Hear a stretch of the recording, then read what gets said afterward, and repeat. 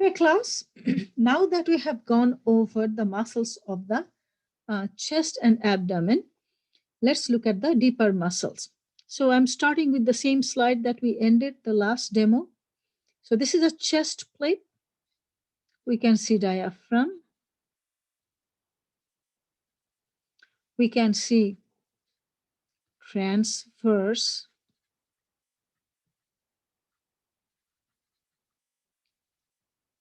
abdominis. We can see rectus abdominis too.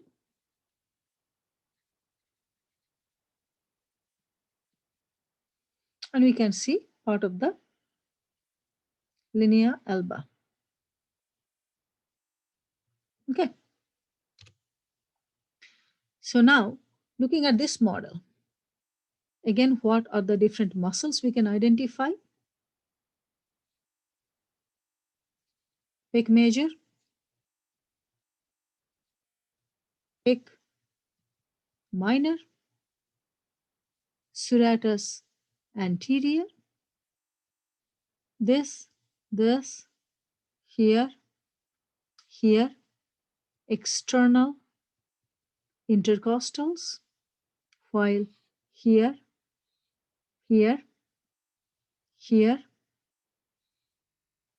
internal intercostals, linea alba, rectus abdominis, external oblique, and internal oblique. Okay. So now the chest plate being removed, assuming the chest plate is gone, now we are looking at the internal organs anteriorly. Okay. Small intestine, large intestine, stomach, etc. have been removed. We are looking at the kidneys. So basically, the back wall of the abdominopelvic cavity, we are looking at some of the muscles that stabilize and move our vertebral column. We can also see the diaphragm, which is pretty deep. This is diaphragm. Okay. Now this here, the way they show this muscle and here too, these two together, this and this is the erector spinae. Erector spinae is made of a group, and this group of muscles are pretty deep right next to the vertebral column, and they stabilize and move our vertebral column. And here in this model, they're showing this muscle continuing down below. And that's a kind of a weird positioning, because this muscle won't continue like that. It basically would stop here. So this is somewhat like a hybrid muscle, I think, trying to show quadratus lumborum and erector spinae together. So basically, I'm inclined to call this erector spinae, because quadratus lumborum would be slightly lateral and it won't continue up. Quadratus lumborum will end with the lumbar vertebrae. If they did show it, it would be like this. But that's not what they're showing here. They're showing this group of muscle continuing on up next to the vertebral column, and here is another group that's joining it. So these two together are erector spinae. And this is separate. You can see this is separate from this muscle here. This is psoas major,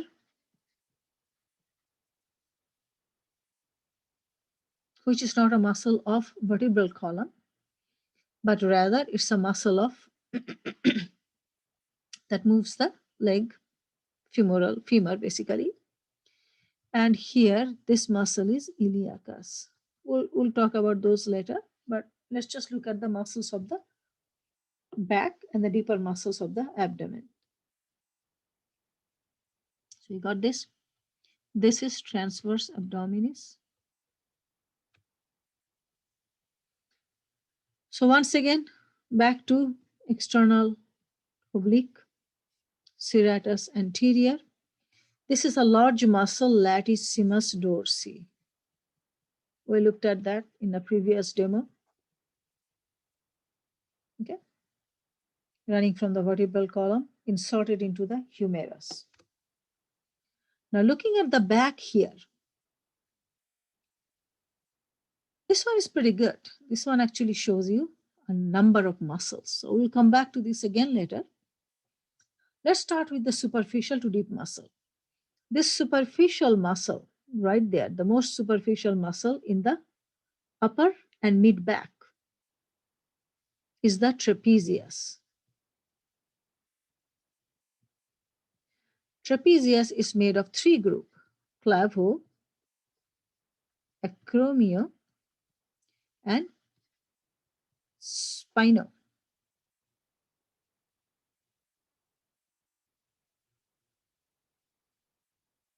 Okay. And this clavo, acromio, spino, basically the names are given to where, which part is serving as the insertion of this trapezius. So insertion to clavicle, into the acromion process of the scapula and the spine of scapula. Oftentimes it's referred to as just trapezius, but kind of, keep in mind that the trapezius muscle is actually a fusion of three groups: clavotrapezius, acromiotrapezius, and spinotrapezius. So in the exam, you can call it trapezius, but it doesn't hurt to know the clavo, the acromio, and the spinotrapezius. Here again, we can see the latissimus dorsi, very large muscle. On the right, on the left, the latissimus dorsi and trapezius, bisected and reflected. What can we see? We can see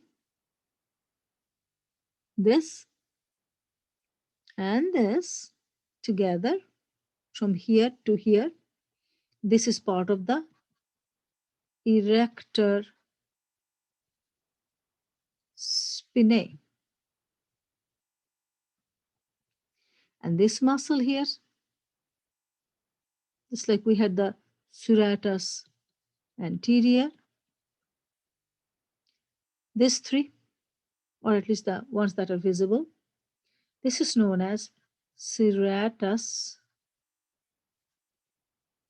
posterior. So once trapezius is reflected, latissimus and trapezius are cut and reflected, meaning bisected, reflected, folded away. You can see serratus posterior. Deeper to the serratus posterior, you will see the erector spinae group. Along with that, now here, this is the quadratus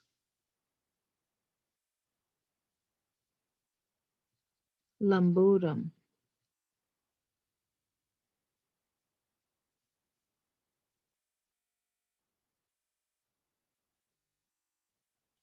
So I know it's not a ideal model, but this is actually nice. It shows a number of muscles.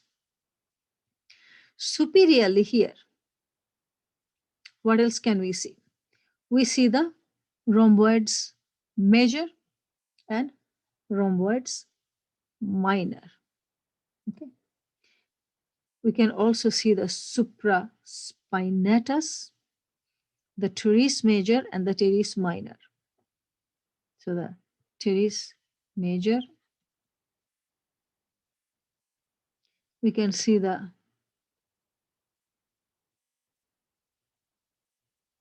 infraspinatus,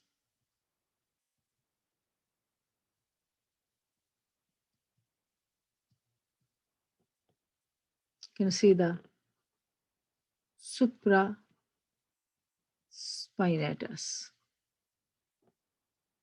Okay, so we'll come back to these muscles: supraspinatus, infraspinatus, teres major, teres minor,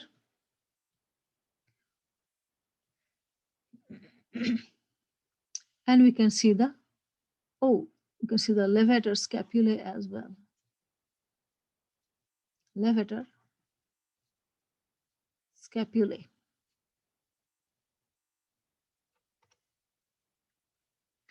And I want to show you the rhomboids here. This is a nice model. This is the Big George picture. I want to show this and go back to what we had before. So basically, latissimus dorsi, trapezius. When these two are bisected and reflected deeper to the latissimus, we'll see the serratus posterior,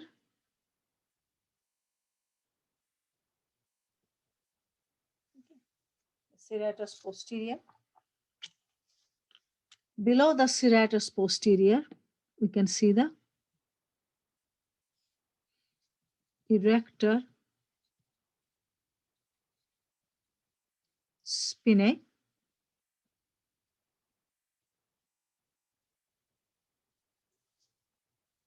Okay, it's pretty nice actually.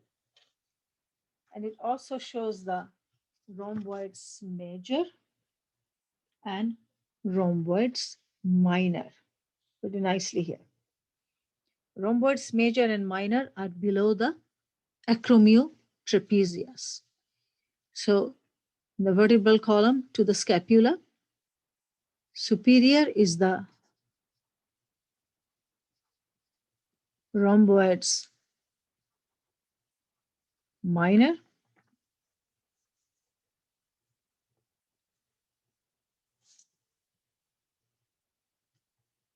actually it's not rhomboids. Rhomboids is when you are referring to both.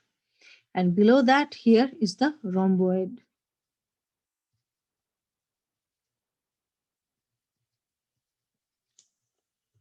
major. On the scapular portion, number of muscles will be visible on the scapula once the trapezius is bisected and reflected. Okay. And those muscles are the teres major, teres minor, supraspinatus, infraspinatus,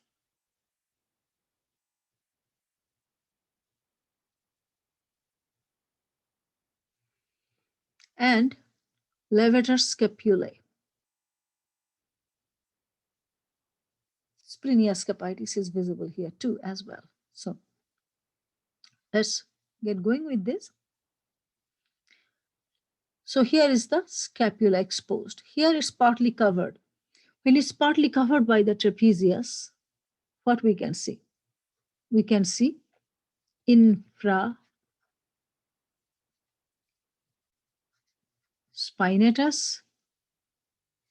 We can see the teres major.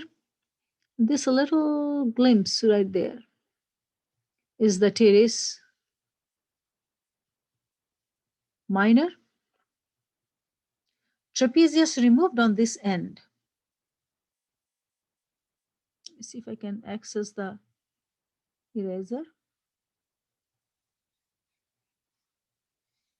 Okay, so I'm going to erase the suprainfraspinatus, etc. Then I want to go back to the pen. Okay. So what do we see here? Teres major, teres minor. This here, this is the infraspinatus below the scapular spine. So right here is the scapular spine. Above Superior is the supraspinatus.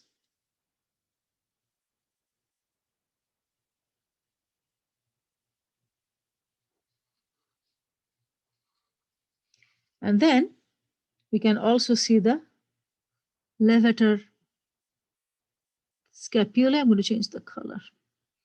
Then right here, we can see the levator scapulae.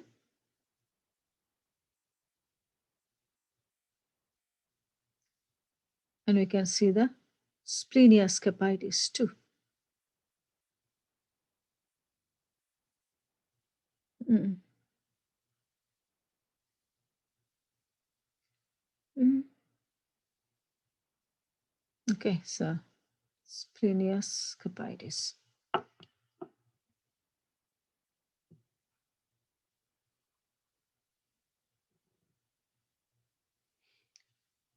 This fascial tract right here, pretty thick. And much of the fascia of the latissimus dorsi. Basically, that's what it serves as for attachment of origin of latissimus dorsi. This is referred to as lumbo dorsal fascia.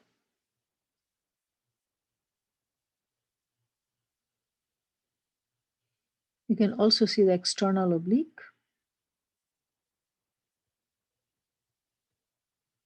So, let's scratch out the quadratus lumborum. I really could not find anything. I was thinking it looked like quadratus lumborum, but it does not. So I'm going to take the eraser here.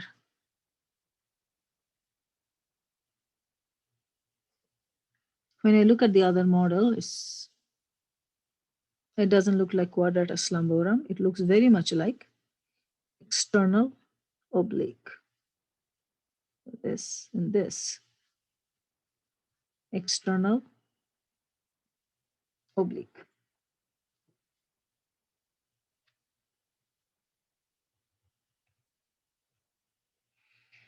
So basically, again, superficial to deep, keep that in mind.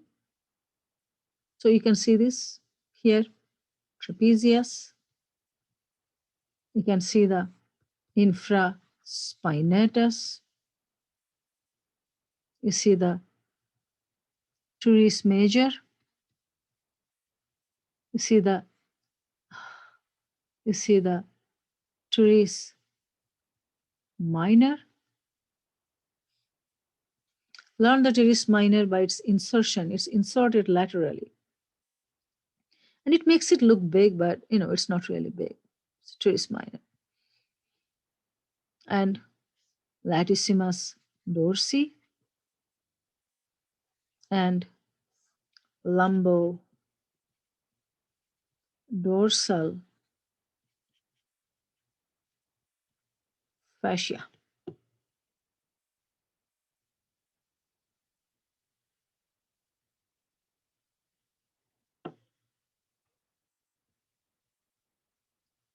Same thing.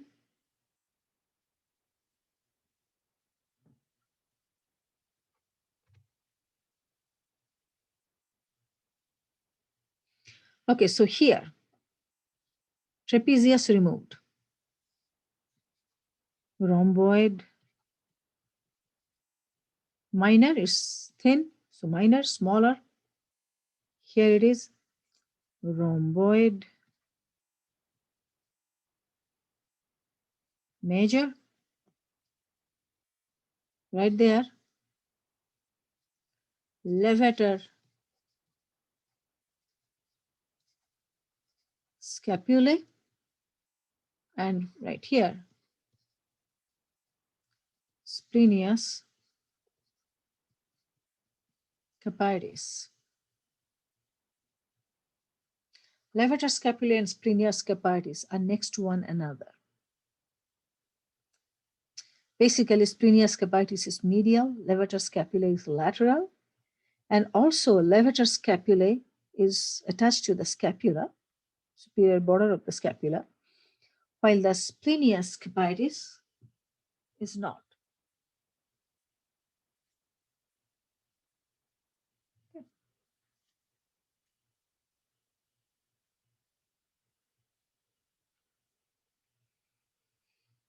All right, so same thing. You can see the levator scapula, you can see the sternocleidomastoid, levator scapulae, splenia scapitis, rhomboid minor, I'm writing it with small m, rhomboid major with a capital M, trapezius, erector spinae, supraspinatus, infraspinatus,